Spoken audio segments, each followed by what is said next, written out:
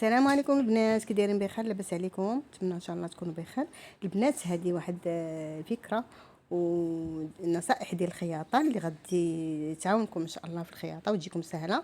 كما كتشوفوا تبعوا الطريقه وان شاء الله غادي يجيكم. يعني هذا مرض ديال الاصداف، ديال العقاد صدايف. نتمنى تجيكم سهله وبتقنيه محترفه. وما تنسونيش كيف العاده بلايكات زوين ديالكم والتعاليق زوينه. كنتمنى ان شاء الله تكتفوا من التعاليق باش ان شاء الله كلشي يستافد، وبارطاجيو الفيديو مع الاحباب ديالكم ومع البنات اللي كيتعلموا.